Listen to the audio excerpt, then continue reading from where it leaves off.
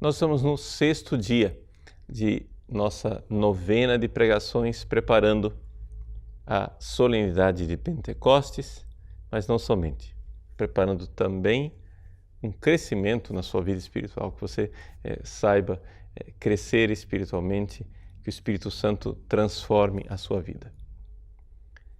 Estamos estudando um pouco essa realidade da graça atual. Veja, na pregação número 4, nós falamos da graça atual em geral.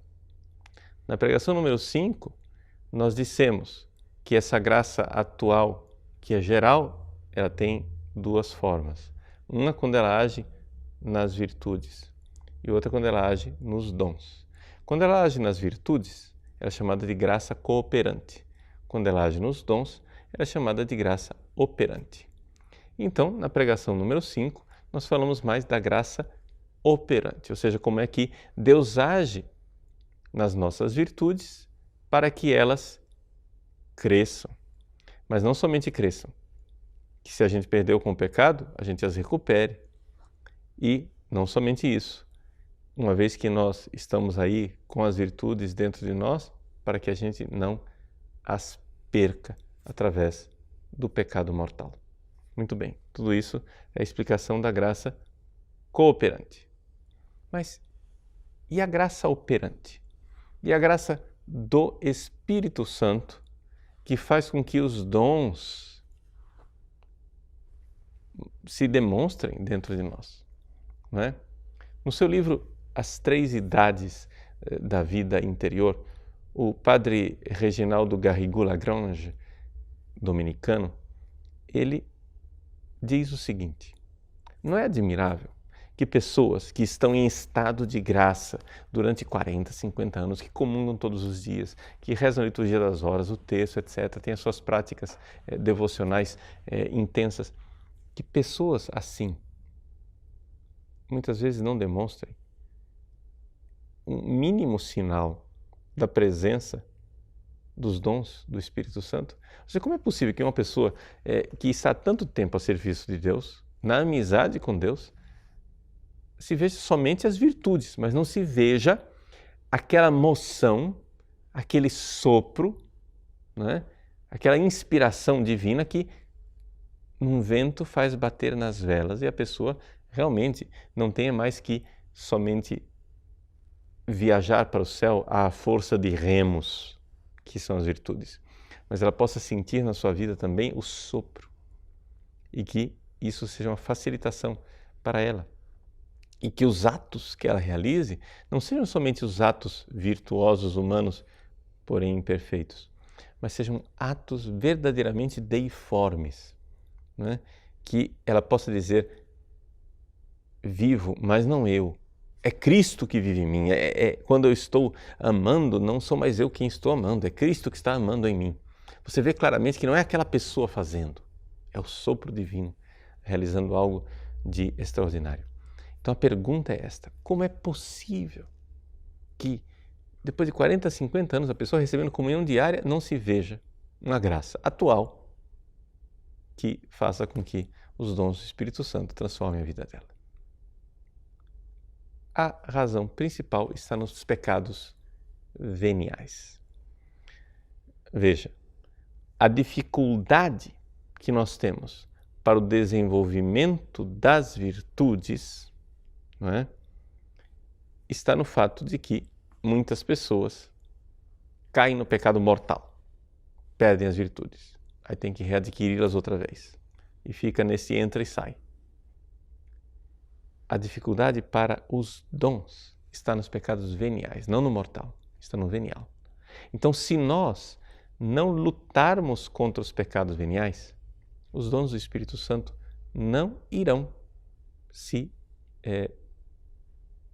tornar presentes na nossa vida de forma atual. Ou seja, eles serão somente um hábito infuso na nossa alma, está lá, mas é como se fosse uma vela dobrada, onde o Espírito Santo não sopra nunca. Então, o que nós precisamos fazer para que a gente cresça espiritualmente é um decidido combate, não somente ao pecado mortal, mas ao pecado venial. E isso é o que nós chamamos de fase purgativa da vida espiritual. Nas 3 idades da vida interior, é a primeira fase, a fase purgativa. Então, só para você entender, né, que são 3 idades, como se fosse a infância, a adolescência e a idade adulta e madura, na vida interior nós temos a primeira fase, que é essa fase da infância espiritual em que nós estamos nos purificando. Ou seja, você está na amizade com Deus, você está se livrando dos pecados mortais, mas também está combatendo os pecados veniais até que finalmente acontece o que nós chamamos de segunda conversão, ou seja, uma passagem desta vida da fase purgativa para uma outra fase, uma fase melhor, a fase iluminativa, em que os dons do Espírito Santo começam a aparecer com mais frequência. Então, essa é a razão pela qual muitas pessoas estão há 40, 50 anos, né, patinando no mesmo lugar, porque elas não passam de fase, elas não passam para a fase, né, a segunda fase, que é a fase iluminativa. E os dons, as manifestações dos dons do Espírito Santo são próprias dessa fase, né? A fase purificativa, a fase purgativa, os dons podem se manifestar, mas não é uma coisa tão frequente como na fase mais iluminativa. Essas inspirações divinas são mais comuns. Então, você precisa ser generoso com Deus. Então, não se trata aqui de moralismos, você está entendendo? Não é se você ficar agora neurotizado com seus pecados, mas é o contrário.